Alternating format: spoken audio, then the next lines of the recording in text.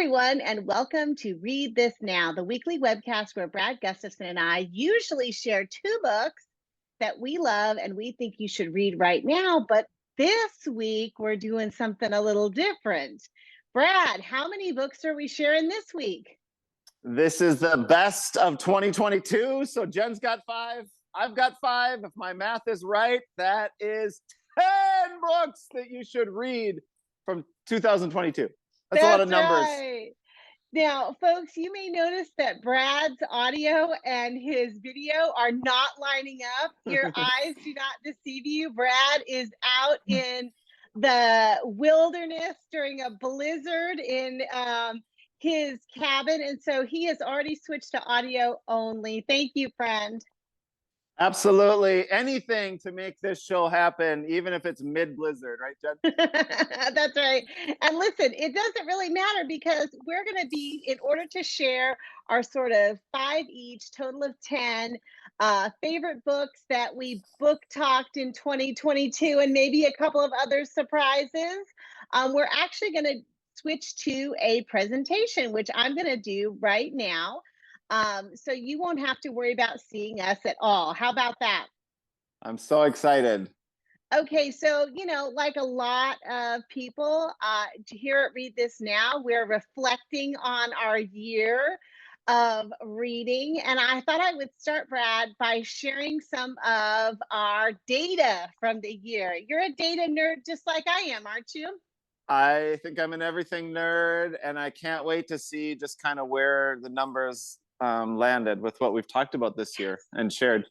I always think, gosh, am I sharing enough books in this category or this category, et cetera? And yet it seems like every year I'm surprised by what we've actually shared. Okay, so let's start with picture books. Brad, in 2022, we shared a total of 18 picture books. Nice. We shared 6 books that just fit into like the elementary, and I'm saying like early reader type books over the course of the year. Okay. Then this is the big one. I knew we were heavily sharing middle school books this year because there were just so many great ones, but I didn't realize quite how many we had been sharing until I looked it up. And at this point, I hope you're doing a virtual drum roll. It is 32. Wow, that's more than I thought. And that explains why it's been so hard to choose the top 5 for the year. I know. It's been such a good year for books in all categories, but I do think middle grades had a really strong year. Young adult books written for those readers in like 8th grade or above, we've shared 13 of those. For the category of adult books, that's books written for adults, and that could include PD books. We've shared 6 of those, which brings us to, for 2022, a grand total of 74 books. That is amazing. So many memories. And I always love this show each year because I get to reflect back on what we've talked about and read and what came out in 2022. And it's really hard to narrow it down to 5. Just 5. It is. And I can't wait to hear your final decisions too. Well, let's get started. Let's start. You're going to get to go first, my friend. And here it is. Brad's first pick for our recap show is, ta-da!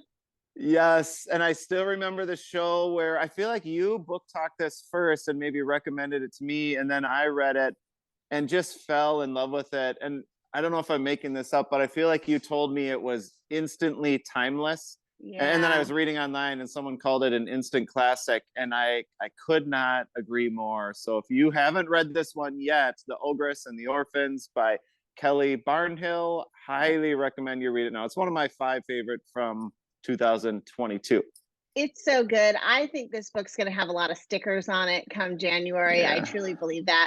One of the things I remember from this show is how delighted I was with that cover because I had never seen that particular cover for the book before. And I think it's a gorgeous one. Gorgeous, gorgeous. Okay, so that brings me to my first pick of the year. I actually chose a more recent one for my first pick because I just can't get enough of this book, If You Find a Leaf by Amy Sakura. This is, for our 3.5 viewers, will remember that this book is like a combination of fantasy and also like nerdy information about leaves and art. I loved it so much. I wish more people were talking about it. It's one of my very favorite books of the year. Well, now it is on the read this now red carpet. So That's right. That's they're right. We need talking some now, Jen. paparazzi. I love it. I love it. All right. Yeah, what's up for you next, my friend? Yeah, this one was a relatively recent one for me as well. And it's about some kids in school who are reading as part of their book club or lit circles or something in class, The Devil's Arithmetic, and they came across some text that had been blacked out in all their copies, and it just raised so many questions, and they went on some adventures to learn more and tapped into their voices. And one of the things I love most about this was just the rich storyline and authenticity that's bigger than just the story of the attack of the black rectangles. Part of it was Mac's relationship with his dad, and how the imagination is woven in. It's just a really complex and layered text, and I just loved how real that felt. So that is another one of my top fives from 2022. Yes, so good. I love the cover too. I think the cover Yeah, is it really is amazing. provocative. It's amazing. Yeah, so great. Okay, well, so next up for me then, I picked this one based not only on the Yes. fact that I love this book, but also based on the Yes. fact that this was the first or the second time in Read This Now history in our 4 years of doing this that we ever book talked the same book on the same day. For our 3.5 viewers, some of you may remember what the first book was, but I'm not going to say it because there might be an appearance of that book later on in the show. Spoiler alert. But Dear Student is just a sweet story about a young girl named Autumn who has social anxiety and how she navigates the transition to middle school, plus some things that are going on in her town and some transitions in her family. I just love it, and I really love the way that it depicts mental health and helping young people realize that it's okay to not be okay sometimes, and how to ask for help and navigate that. I have a confession, Jen, and it's an exciting one. As I was, prepping for this conversation and show, and I was in our Google slide deck, before I even saw what you were considering, I Yeah. had this as one of mine, and then I saw it would have been on back-to-back slides. I froze. I didn't know what to do, so I chose a different one. But we were in sync on this one, and I still don't know all your final selections because after I finished, I didn't go back and see where you landed. But we were in sync on this one too, I think. I love it. I love it. That makes me so happy. And this is one of those books that the cover, I think, will draw young people in, but then after you read the book, the cover has so much more meaning. I just Yeah, I love love it. the authenticity. It's so real. It's just so It is. authentic. It doesn't even feel like you're reading a book. It's just magical and authentic. Absolutely. Okay, what's up for you then next, my friend? Okay, this is one of my favorites, and I'm just waiting for. I need this to be a series, and I just need it to be a really long one, so readers and myself can just read it forever. So this, I don't even know if it's been announced. I'm announcing this should be a series. So I'm going to pretend it is. But I like how you're just putting it out there in the world. You're going to make it happen. Putting that right. Out So there. I'm assuming this is the first book in the series, but this is Eddie Holloway really hates doing chores, and just to not have to do laundry, he wore every article of clothing he has, literally, and had it all planned out just to avoid laundry. And on the final day of his genius plan, he had somewhere really important to go, and he realized all he saved himself was a swimsuit, which wasn't the best move. And it just so happens that day coincided with the end of the world too. So here he is stuck with his friends trying to figure out the end of the world in a swimsuit, hence the name of the book. It. But really great job by Justin Reynolds, and I can't wait for more.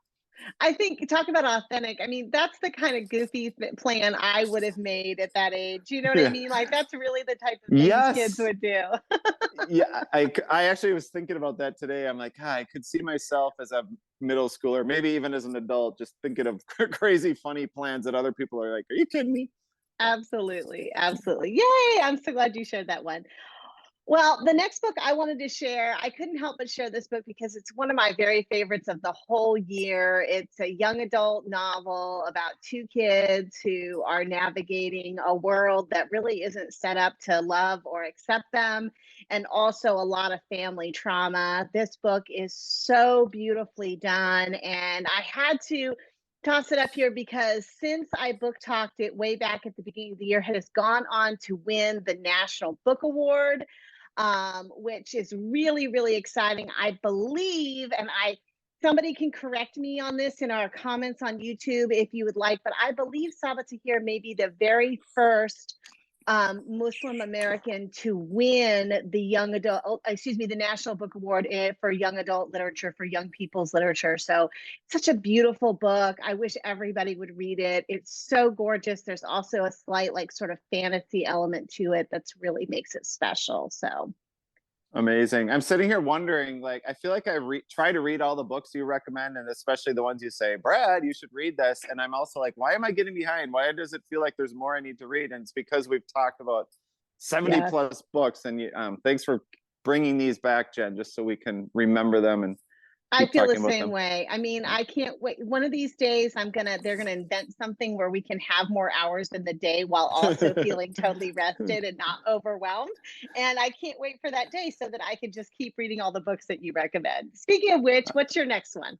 I love it. This one is a little bit unconventional because typically when you and I get together for book talks, I typically share the first book in a series. This is actually the last book in the side series.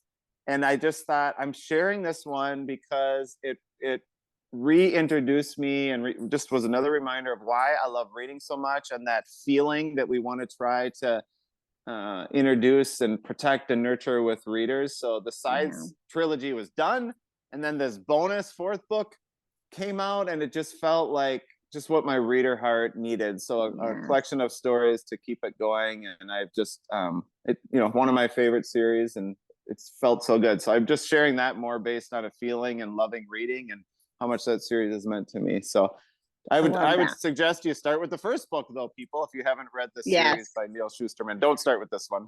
There's nothing like the Size series. I mean, that series is really pretty incredible. I had a feeling this one would show up on your list because I know how much you love Neil Shusterman. So it's such a great series, such a great series. Well, this time I'm going to throw a curveball, Brad, and share a book I didn't share this year on Read This Now. Can you do this? Is this we could? Listen, we make our own rules, buddy. We make our own rules and then we break them. So really, you're adding to my to-be read stack as we speak. That's really what's happening here, Jen. Right. That's exactly right. This was, as we get to the end of the year, I start thinking about all these books I haven't had the chance to share on Read This Now, but that I really wish I had. And so this was one that was at the top of the list. This was a book I just kept hearing about throughout the course of the year and kept forgetting to sort of read. And then towards the very end of the year, someone said, Jennifer, you have got to read this book. And I did. And even though, I mean, this book is a heartbreaker, as I said on the slide, you better have 2 boxes of Kleenex ready when you read this one. It's so beautiful and important. It's about a young girl, and this is not a spoiler. Happens at the very beginning of the book, but it's about a young girl who has just turned 12, and she's very excited because not only is she getting ready to enter the 7th grade, but she also gets her first babysitting job. For the neighbor family, they just live a few houses down, and their baby Lolo is not even a year old yet, and the opportunity to be able to babysit for this little girl and her parents makes her feel like a grown-up. You know what I mean? Like she's finally grown up, like this is the moment. But something terrible happens that night where Lolo dies as a result of SIDS, sudden infant death syndrome. It's nobody's fault. It's one of those mysterious, terrible things that happen. But then the rest of the book is really about grief and how we navigate it, and how both she and the parents and her own parents and her friends and her teachers and her guidance counselor, her librarian, her school, everyone at school works together to try to help her navigate the grief that comes after this terrible, terrible event. And it's so beautifully done. I've never read anything quite like it, but I think everybody should read it right away. But make sure you have those tissues handy because it is definitely a tearjerker. Thanks, Jen. Okay, and then on to you. Oops, I've given that one away already. There you go. There we go. So excited. And this is a book that I think about all the time. It's prominently displayed in my office on most days, unless a student or a teacher has borrowed it. This is a School by John Shu, illustrated by Veronica Miller Jameson. And my just everyone has to read it. You should read it right now, like we've talked about before. Came out in 2022. And I'm going to announce my wish for this book.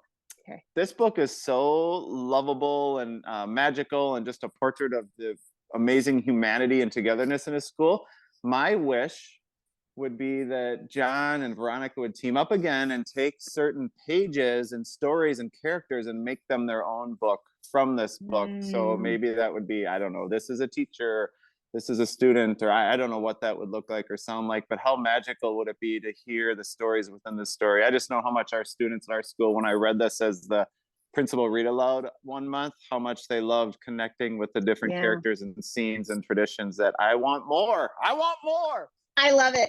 I'm going to say two things, well, three things in response to it. First, I want to acknowledge that we have a typo on this slide, and I want to apologize because I'm guessing John and Veronica both will watch this show, and then to see that we've misspelled Veronica's name, I'm sure that is my fault. I apologize. No, it's mine. It's mine. Veronica, Sorry we love that. you. Mwah. You have to. We're much smarter and more devoted to you than our typing skills would lead you to believe. But Jen is much smarter. I'm not. no.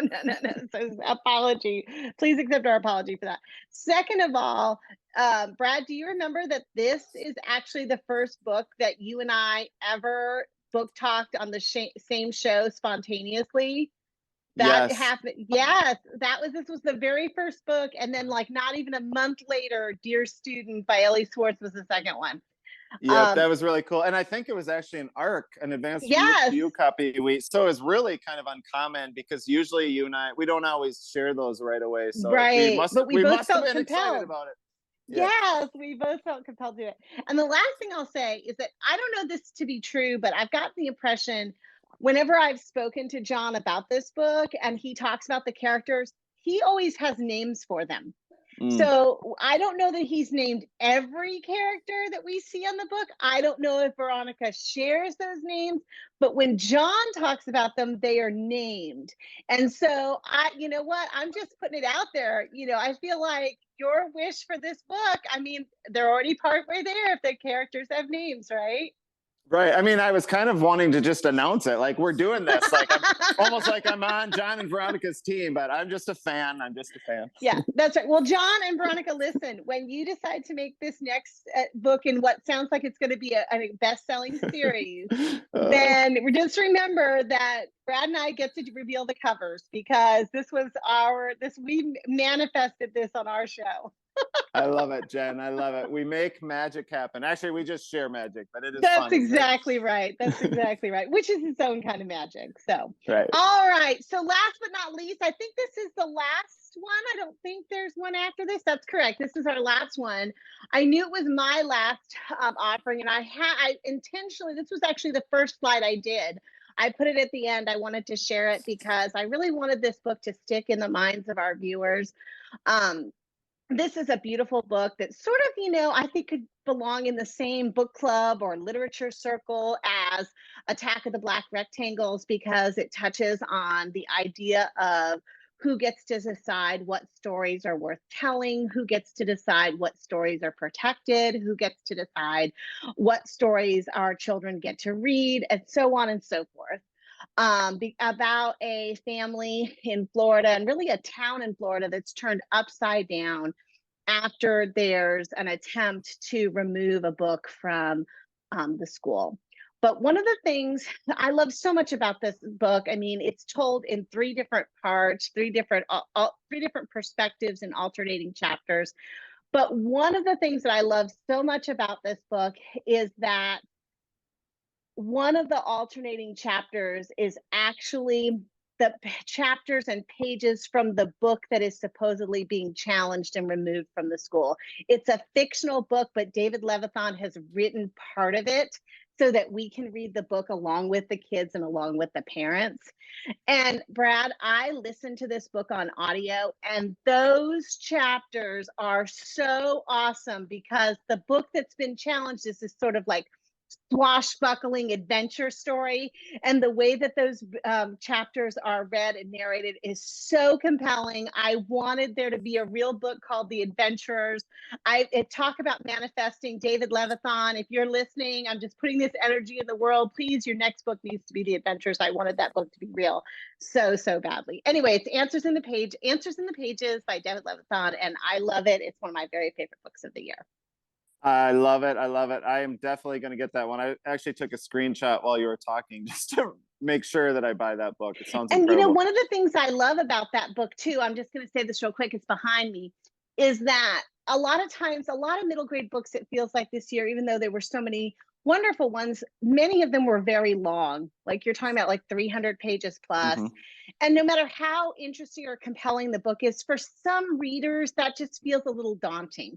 You know, for some readers at that age, and if you're in the 5th grade and you pick up a 400-page book, even though you might want to read it, sometimes that can feel a little bit scary. So one of the things I love about this book as a middle grade book is look how short it is. It's very, very short. It's kind of the perfect length for a middle grade book. And the way that it's broken up, I think it's very attainable. It's only 169 pages. I think it's very attainable for middle grade readers. So I love it. It sounds there fantastic. You go, my friend. What do you think about that? I'm so excited. Thank you for everything, Jen. I started listening. We talked about audiobooks a few weeks ago because I was having a moral dilemma of, do I go back and reread a couple series that have just been calling me? Yes. And I didn't want to give up other books. So I think you had the idea, and I'm like, I'm going to try it. And I have fallen in love with doing that on the ride to work, for example. Yes. So thank you for enriching my life, not only as a friend, but as a reader as well. Oh, my pleasure. I'm so delighted that you have discovered the gift of audiobooks. They are certainly a gift for me. I listen to a lot throughout the year, and I'm sure our 3.5 readers do as well. All of that said, Brad, I won't see you again till 2023, but until then, I'm just looking forward to another year of sharing books that we love and we think our readers should read when? Right now, people. Right now. Thank you, everyone. We'll see you in 2023. Until then, happy reading.